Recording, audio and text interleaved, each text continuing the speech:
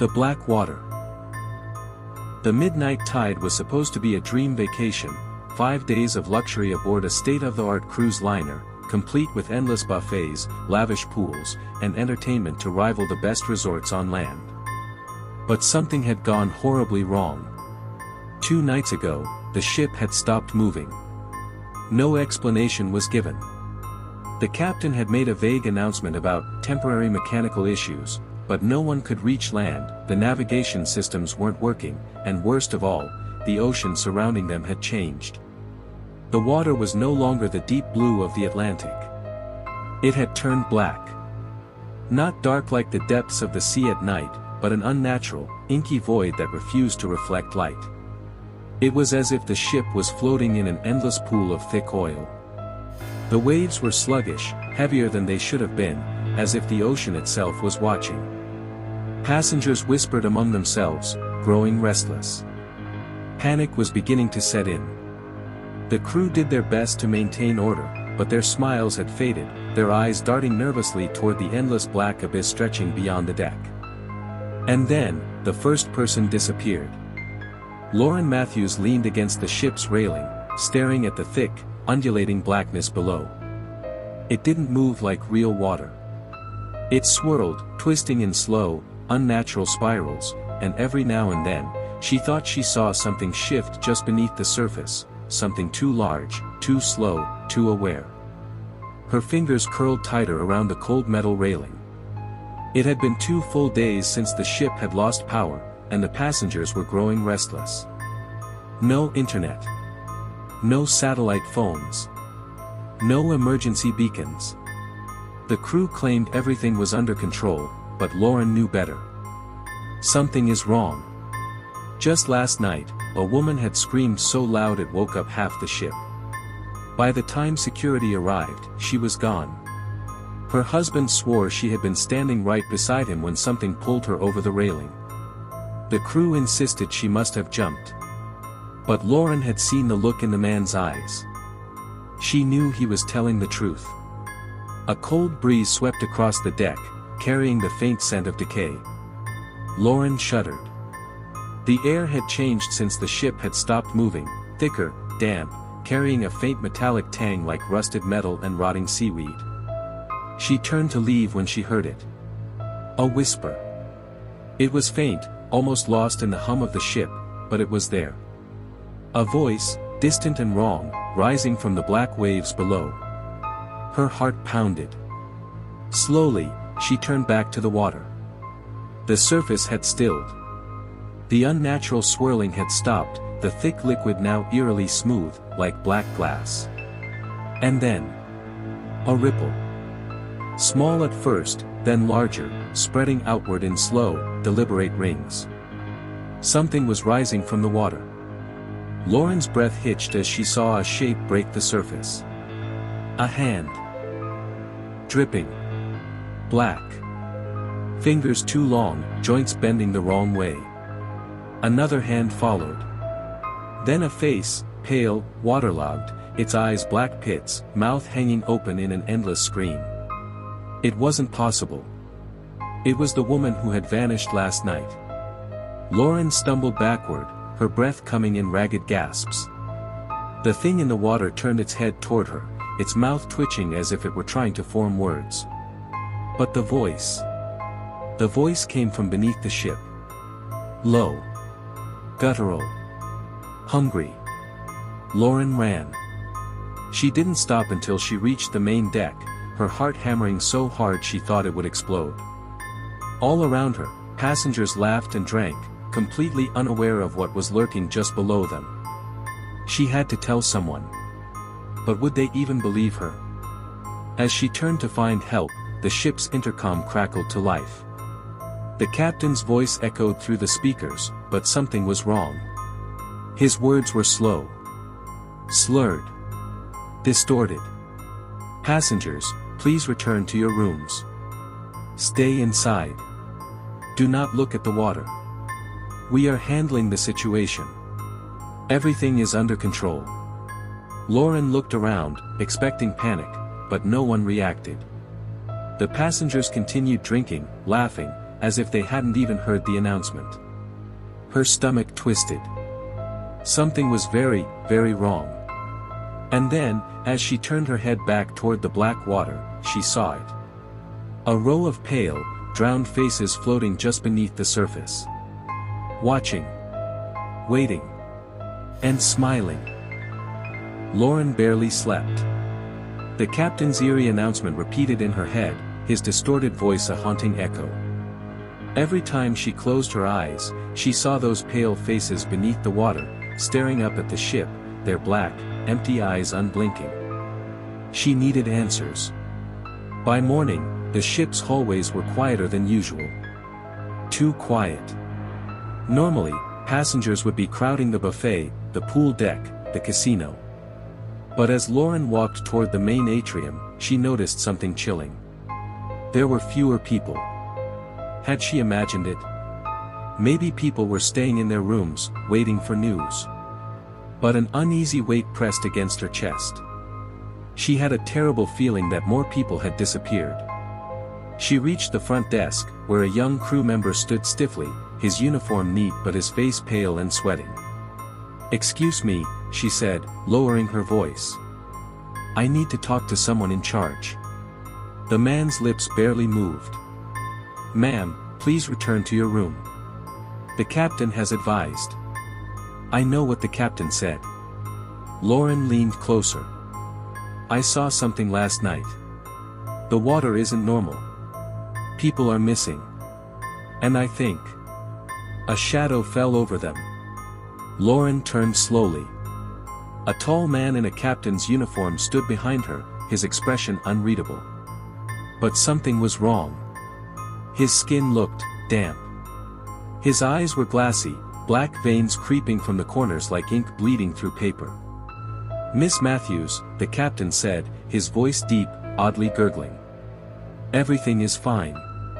Please return to your room." Lauren swallowed. Why are people disappearing? Where are the distress signals? Why can't we contact land? The captain's lips twitched into something that wasn't quite a smile. "The ocean provides. And it takes." Lauren's blood ran cold. Behind her, the crew member stiffened, his hands trembling as he gripped the desk. He wasn't just nervous, he was terrified. Lauren took a step back. "I want to see the engine room. I want to know what's really going on." The captain blinked slowly, his expression blank. "That is not possible." Lauren turned and ran. She heard the captain's voice behind her, now inhumanly distorted. "Stay with us."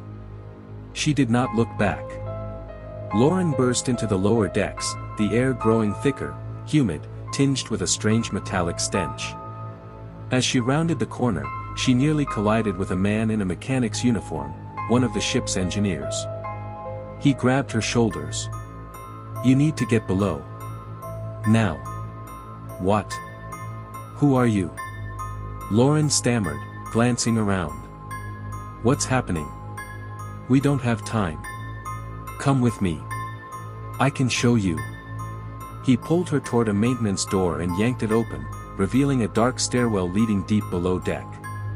"We found something in the water. We pulled it up." His voice dropped. "And now it's inside the ship." Lauren's stomach twisted. "What do you mean, inside?" The man's eyes were wide with fear. The man's eyes were wide with fear. "The black water. It's alive. And it's hungry." A loud, wet thud echoed from the hallway behind them. Something was coming. Lauren didn't hesitate. She plunged into the darkness, the door slamming shut behind her. And above them, from the ship's intercom, the captain's voice rasped in a voice that no longer sounded human. "The tide is rising. Let it in." Lauren descended the stairs, her heart hammering against her ribs. The maintenance stairwell was cold, damp, the air thick with the stench of rot and something else, something unnatural. Behind her, the engineer, his name was Harris, slammed the door shut. "We need to move. Now." Lauren swallowed hard. What exactly did you find? Harris didn't answer immediately. He pulled a rusted flashlight from his belt and clicked it on. The beam barely cut through the oppressive darkness. 3 nights ago, he murmured, we picked up a signal from the ocean floor. Something old. The captain ordered a recovery team to pull it up. That's when everything went to hell. Lauren's hands trembled. What was it? Harris hesitated. Then he whispered. A body. Lauren froze. A person? Harris shook his head. Not a person. Not anymore. A low groan echoed through the stairwell. Lauren's breath caught in her throat. The sound was wet, gurgling, like something was trying to breathe through water. Keep moving, Harris hissed. They reached the bottom of the stairwell and stepped into a dimly lit corridor. The walls were slick, sweating with condensation. The metal beneath their feet felt soft, as if the ship itself was rotting. And then Lauren saw them. Wet footprints. Leading deeper into the dark. Harris stiffened. They're spreading. Lauren's skin crawled. Who? Harris turned to her, his face pale. Not who. What? They reached the cargo hold, or what remained of it.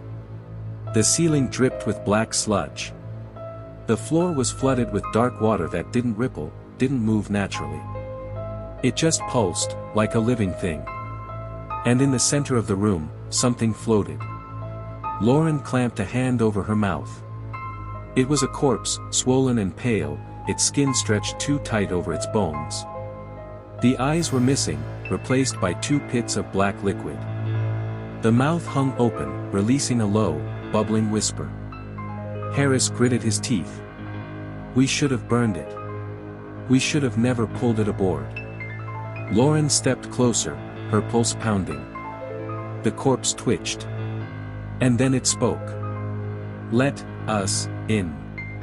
Lauren screamed. The water around the corpse erupted, sending black tendrils lashing out, reaching, grasping. Harris yanked Lauren backward as a shapeless form surged from the water, a figure without a face, its body shifting, unraveling into writhing limbs that weren't human. Lauren scrambled back as the thing lurched toward them, its mouth opening wide, wider than any human jaw should. Inside was nothing but darkness, an abyss that stretched forever. Run!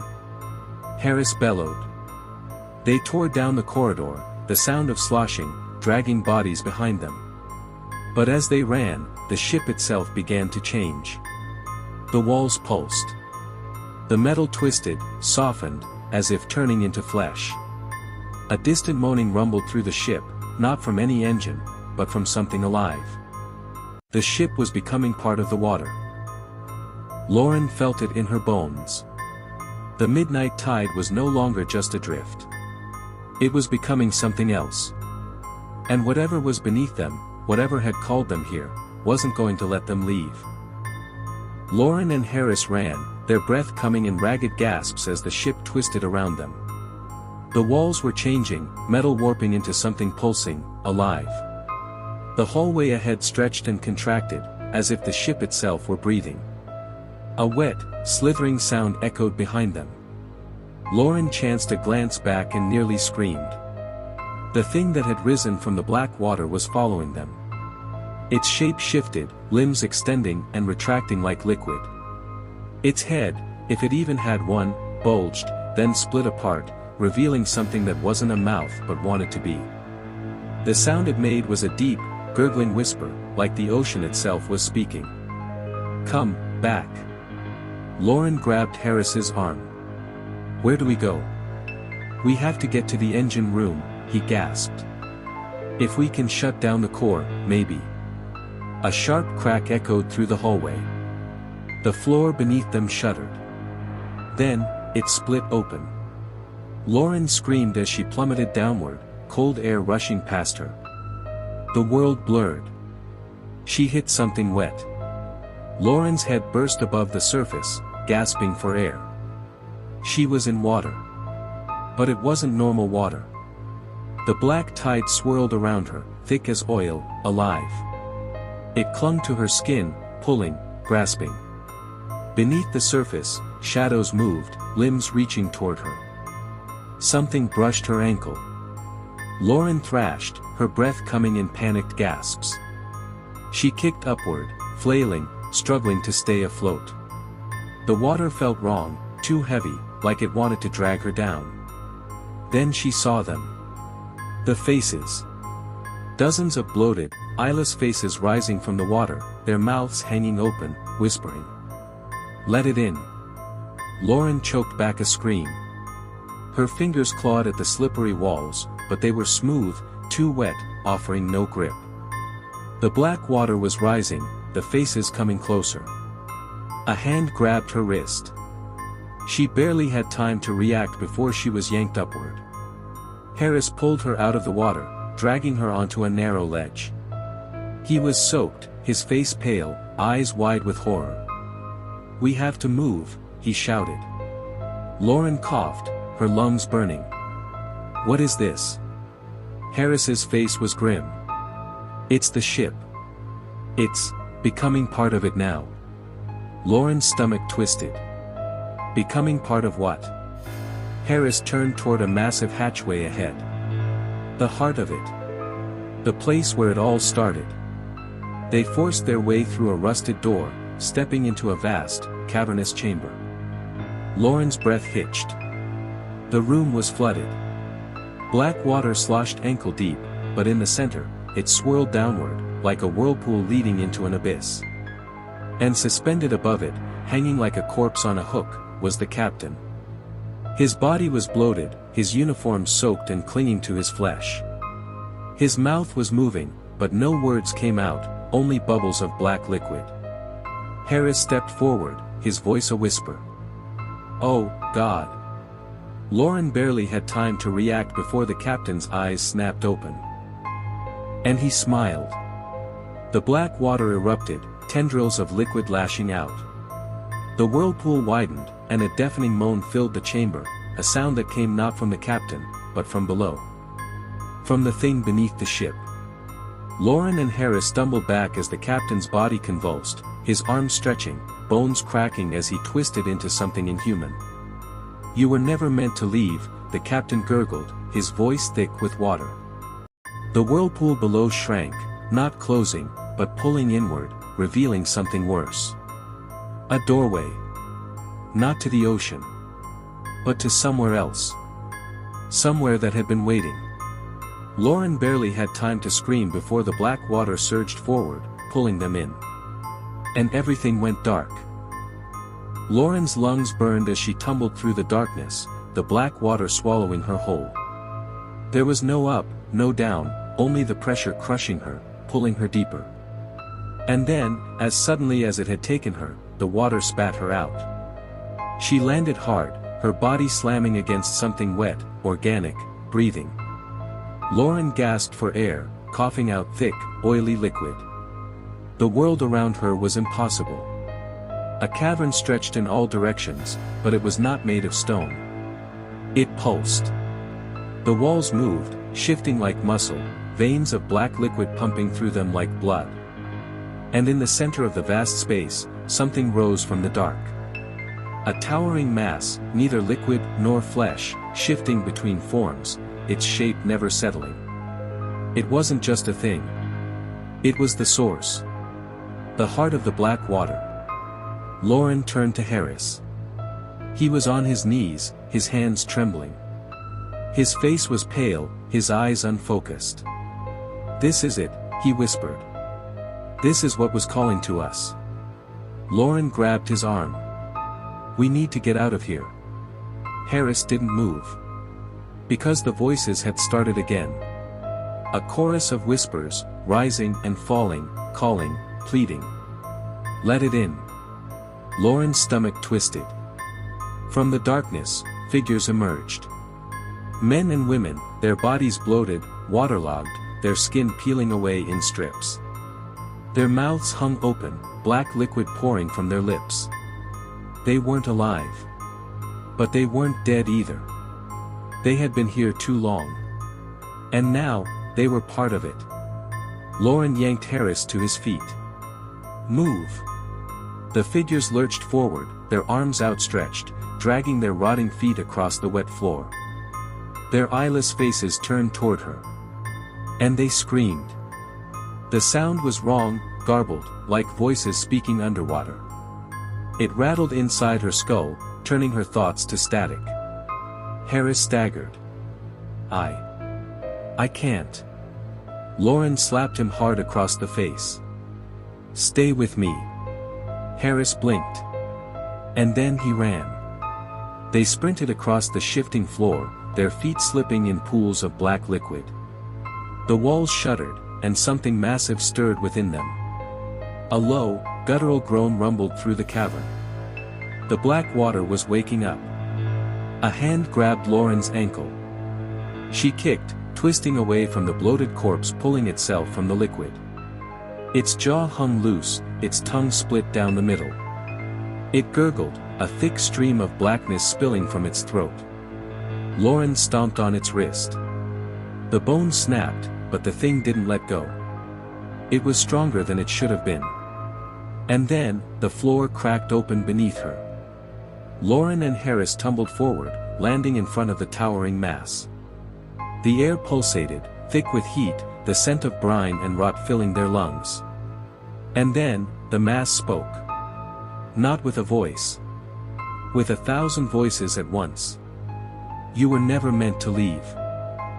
Lauren's head splintered with pain. The words burrowed into her mind, filling every empty space, every doubt, every fear. She understood now. This wasn't just water. This was something ancient, something never meant to be disturbed. Something that had waited, sleeping, until the crew of the midnight tide had woken it up. And now, it was hungry. Lauren screamed as the black tendrils shot forward, wrapping around her limbs, dragging her toward the abyss. No. Harris lunged, grabbing her wrists, pulling with everything he had. The voices howled. The walls collapsed inward.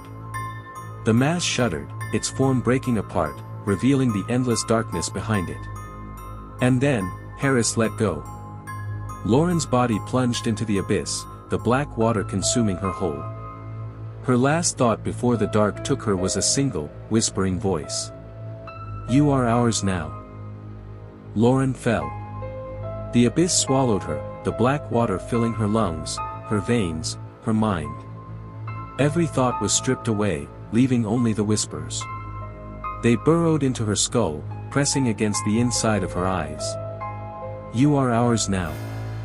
She tried to scream, but the water forced its way down her throat, thick and cloying, like liquid tar. Her body convulsed, struggling against the overwhelming pressure, but there was no surface, no air, no escape. And then, the darkness moved. A shape coiled around her, tendrils of ink slipping beneath her skin, merging with her flesh. She felt it worming into her bones, pulsing inside her like a second heartbeat. She was becoming part of it. A memory, no, not a memory, but a vision, filled her mind. A ship. The midnight tide, years ago, sailing into waters it should never have entered. A storm, unnatural, forming from nowhere, forcing them to drop anchor. Divers sent below. Finding something that should never have been disturbed. And then, a man screaming as his skin peeled away, his flesh turning to water, to shadow, to something that was neither. Lauren saw it all as if she had been there. The crew devoured, one by one, their souls sinking into the black depths, feeding the thing beneath the waves. It had been waiting. Sleeping. Dreaming. And the midnight tide had been its first meal in centuries. But not its last. Lauren gasped as her body hit something solid. She was no longer falling. Her eyes snapped open, and she found herself on the deck of a ship. But not the midnight tide. This ship was wrong. The wood was slick and rotting, its sails torn, moving though there was no wind.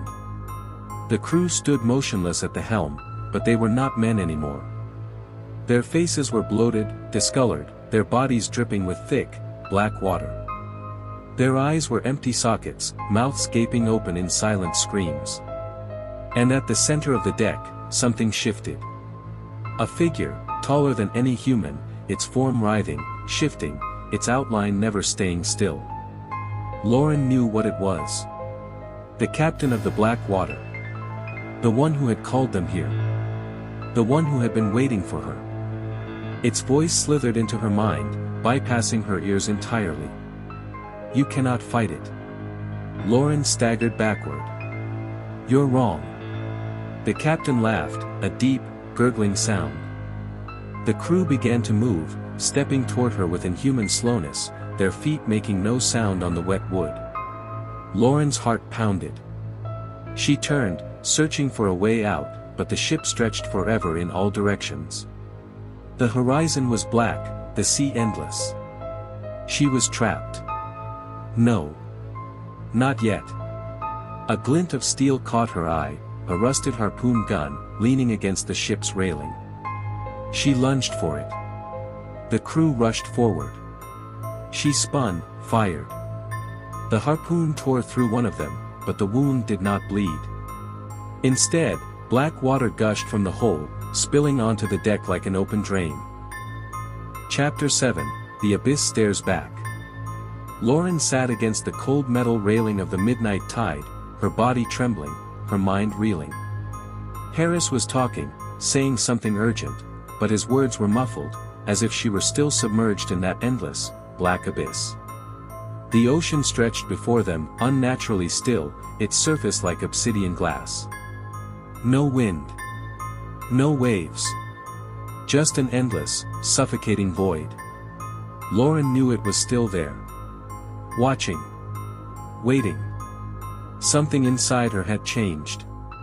She could feel it. The black water hadn't left her entirely. It had marked her. And she wasn't the only one. We need to get out of here. Now, Harris said, gripping her shoulder. The storm's gone, the engines are working again, we can move. Lauren's eyes flicked to the ship's deck. It wasn't the same ship anymore. The metal beneath her fingers felt wrong. Slick. Cold. Pulsing. As if something was breathing just beneath the surface. The once familiar hum of the engines now sounded deeper, distorted, almost like a heartbeat. She swallowed hard. We're already too late. Harris frowned. What the hell are you talking about? Lauren slowly turned her gaze to the rest of the crew. They stood in eerie silence, faces pale, eyes dark, unmoving. And one by one, they began to smile. The first one to move was Captain Reynolds. His lips stretched too wide, revealing blackened teeth, gums dripping thick ichor. His neck twitched at an unnatural angle, his pupils swallowed by an inky void. It's beautiful, isn't it? He whispered. The abyss. It called us, and we answered. The other crew members nodded in unison, their eyes reflecting nothing but black water. Harris stumbled backward. Oh, Jesus. Lauren barely had time to react before they lunged. Harris screamed as Reynolds tore into his shoulder with inhuman strength, sinking his fingers deep into the flesh, nails splitting into writhing tendrils. The others followed, their bodies convulsing, mouths unhinging wider than should be possible. Lauren scrambled to her feet, heart hammering. She grabbed the closest weapon she could find, a rusted flare gun, aiming at the mass of corrupted flesh that had once been her crewmates. Stop. They didn't. Their bodies morphed, torsos elongating, fingers stretching into clawed appendages, black water leaking from every orifice. She pulled the trigger.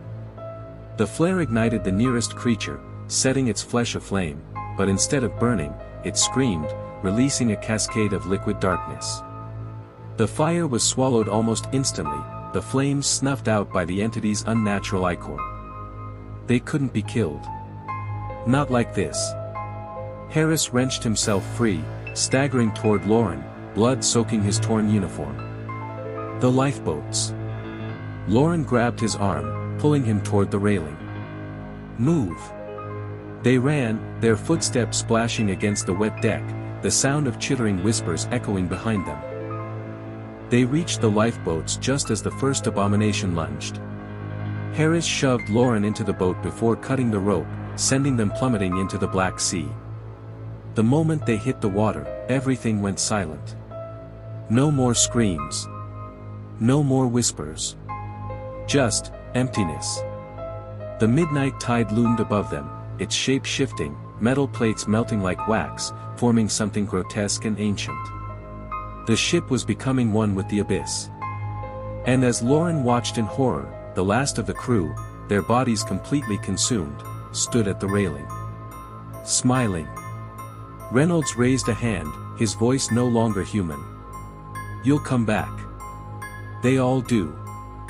Then, with a final groan of metal, the ship began to sink.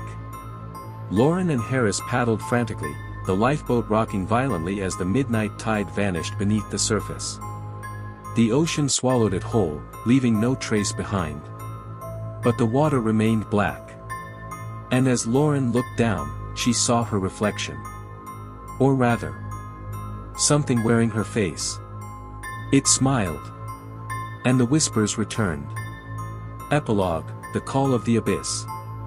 Days later, they were found. Rescued. Safe. Back on land. Lauren should have felt relief. But the ocean outside her hospital window was still black. The whispers never stopped. And when she looked into the mirror, the thing beneath the waves looked back. And smiled. They reached the lifeboats just as the first abomination lunged. Harris shoved Lauren into the boat before cutting the rope, sending them plummeting into the Black Sea. The moment they hit the water, everything went silent. No more screams. No more whispers. Just emptiness. The midnight tide loomed above them, its shape shifting, metal plates melting like wax, forming something grotesque and ancient. The ship was becoming one with the abyss. And as Lauren watched in horror, the last of the crew, their bodies completely consumed, stood at the railing. Smiling. Reynolds raised a hand, his voice no longer human. "You'll come back." They all do. Then, with a final groan of metal, the ship began to sink.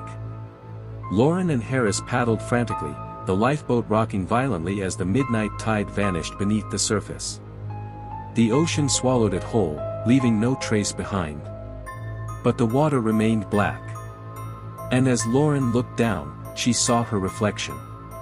Or rather, something wearing her face. It smiled. And the whispers returned. Epilogue, the call of the abyss.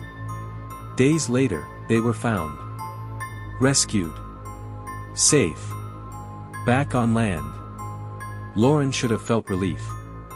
But the ocean outside her hospital window was still black. The whispers never stopped. And when she looked into the mirror, the thing beneath the waves looked back. And smiled.